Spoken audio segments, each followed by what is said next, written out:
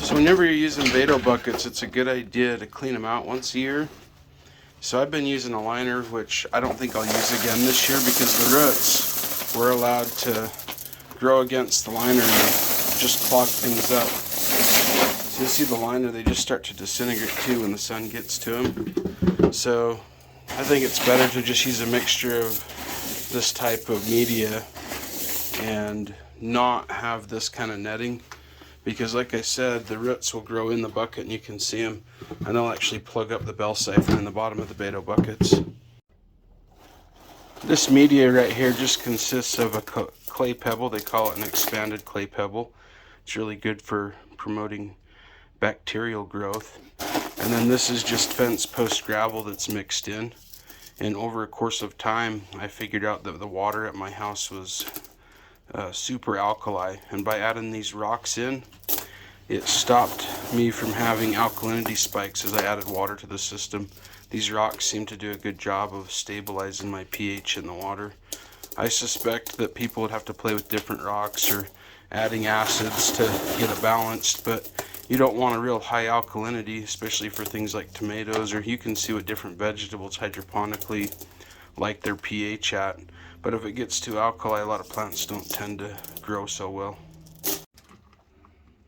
This is one of the problems with growing in a Vado bucket, is the plant roots will plug up the bell siphon. It's pretty common. You can see it's happening in at least 2 of these, and then they actually overflow and don't work properly. I don't have a good solution for it, but it usually doesn't happen till about the end of the season anyways, and so if anybody else out there knows how to fix that problem that's not using these nets that disintegrate, let me know. Okay guys, this is a Vado bucket, and you'll notice it has a little drain pipe here. If you look inside here, it has a standpipe. It's just got a 90 on it, and you have to add this piece to siphon it. Go ahead and add some water. You can see it'll hold water up to that point, and then it will just, of course, pour out of the bucket. That's enough for a minute. And so what this little piece does is it actually creates a siphon. So I'm going to install that and get it stuck in there. Now go ahead and add water, and you'll see it'll pump the water uphill. Just keep adding it until it triggers. And now it's just going to continuously suck the water. Go ahead and remove that, because it's tripped the siphon, and you can hear it really running now. And it's going to run till it gets down to about the bottom of that bucket, because the atmospheric pressure is going to push the water down and force it to come out the bottom. And by having that siphon piece, you won't really hold much water in the bottom of this, so the water is always changing out of the bucket, so you don't get stuck with stagnant water sitting down in the bottom. So you can see before, when we just added water, it would have actually just stopped draining and hit that height, but because the siphon is tripped and triggered, I guess you could say it, it's just going to run that bucket dry. And that's what you want in an aquaponics system. You want to have, and even a hydroponic system, you want to have your siphons triggering so that they're draining as much of the water as possible.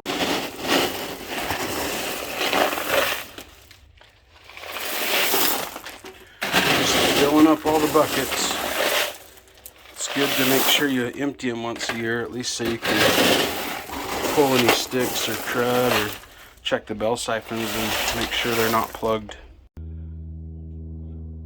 I'm going to give you a quick tour of my aquaponics system. These are my feeder pipes, so I can control how much water comes into each bucket.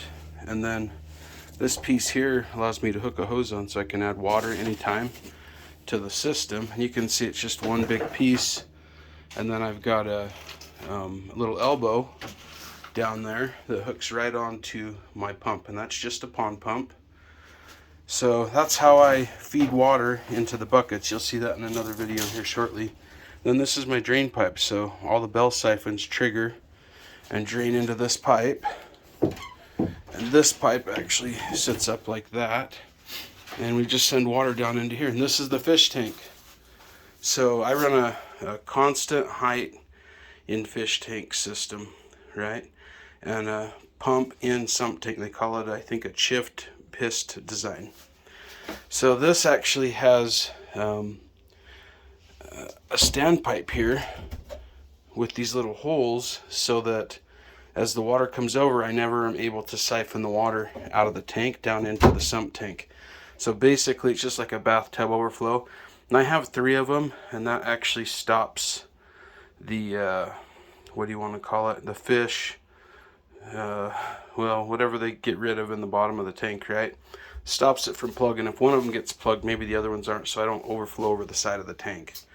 In which case that doesn't kill the fish, it just causes problems. And then all these do is gravity feed down into the sump tank, and then the sump tank of course sends the water back up to that pipe out to the pieces, then into a Beto bucket where it's siphoned, right, and then it just goes right back into that hole to gravity feed back into the tank. You'll notice on my sump pump too, I've got this little ball valve here, and the reason I have that ball valve is that I'm pumping water up into the main line, but I like some of it to kind of kick back, and so it actually swirls the sump around so you don't get anything stagnant or settling in the water. It actually keeps the water circulating in here. So really I never have to clean this fish tank. I guess you could call that dirty, but it's been dried out. It'll become really clean and clear. That's just a biofilm on there that's dried out. So anyways, this is kind of what it looks like before I get it going, and I'll show you after. Okay, now you can see I've filled up all my buckets and cleaned them out and stacked them all right over their respective drain hole. That little notch in the output of the back of the Beto bucket sitting right over the pipe, and basically it just gravity drains over here into the tank. And then I've laid my feeder valves just in place, just kind of nestle them down in the rocks, and you can see that the elbow's coming down here to hook up to the sump pump. So this is a glue fitting, but this is just a press fitting, so I just press that in so I can take the pump out for servicing. And I've also got an external union right here so I can disconnect things if I ever need to clean anything out. So this is a 150-gallon water tank, just a Rubbermaid cattle trough tank, and this is where the fish are going to live. We'll have to get this water cycling so it'll clear up, and then I usually don't clean it per se. I just fill it back up and then net everything off the top, and then we'll just use biology to clean the water up. It'll take a little bit of time, but we'll end up getting crystal clear water out of this system. So while I'm charging the system with water, I also like to go through all the pipes and make sure we've got everything kind of cleared out of all of them.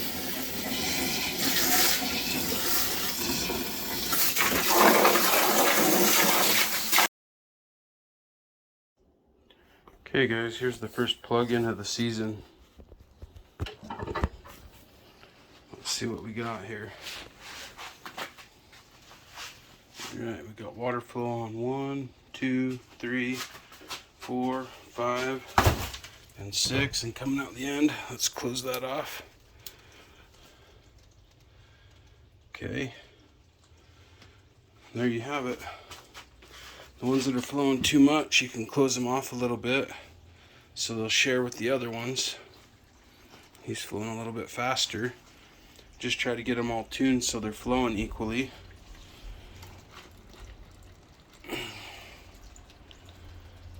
That's all it really takes to get this setup running. And you can see there's a little bit of turbulence in the water here. I put a leaf in there. And that's what you want. You want it to just keep circulating that water in your sump tank. And we're just about full now. And there's our first bell siphon trigger of the season. Couldn't really tell you which one. I don't have a way to indicate that, but definitely getting some drainage now. So now you can see the sump's getting a little ahead of the system, and I like to get as much of the organic material that floats out of the water as possible. Seems to help the system from making a great big cup of tea. Okay, so the tank is finally full enough that we're starting to overflow. You'll see it starting to drip out of all these. That's kind of the idea. When the tank gets full, the pumps run a whole bunch of water, it flows into here, this just overflows into the sump, and the cycle just continues to carry on. And at the end of the day, you can just unplug it or put a timer on there to keep it cycling. So when you run this type of aquaponics system, I'm actually sucking everything off of the bottom. Even though I'm not bell siphoning, it has to push the water up the pipe once it gets over the overflow. And so that atmospheric pressure still pushes down on the water, which forces it up and out this pipe as long as the water's above this level of the pipe. And then because these aren't capped, you can't siphon all the water out, and therefore it's an overflow, but it's an overflow that sucks off of the bottom of the tank. And that way I never have to get in and clean the fish poop out at all. If there is anything to clean out, it drops into here, and this little bypass valve that blasts it around tends to break it up pretty good. System's up and running. You can see that we're going to start cycling water through here. I've put the lid on and put one of the extension tubes in here. These other ones are just press fit. If I ever get time to do it over again, I'd rather have the threaded so I can untwist them. And this is also press fit, so I can, and this is twist on here so I can actually get in and service the tank. And then this net is just used to shade it and put this container on. I like to put two of them on. The fish don't necessarily want to be in the sunlight, but that helps control my algae blooms. And this is just some of that plastic chicken wire, and then I just used a heat gun to bend all this PVC to generally conform to the tank. It's just sitting on there. It's nothing's locked down. The thing about a system like this, you always want to be able to service it at any time, so just make everything as simple as possible. So this is an algae bloom in a fish tank. If you take a look at that, you can see that obviously the algae is feeding on something. So when you get an algae bloom, it's because there's plenty of food for it. So I'm going to take a pitcher full of this and put it in my system so that we can charge it with all that biology. This is how I like to charge my aquaponics system. So I've got this green Kool-Aid from my winter quarters for the fish. They live in the garage. I like to pour it all over the nitrifying bacteria rock beds, and this will be the new home for all the bacteria we're going to grow that's going to produce nitrogen for us.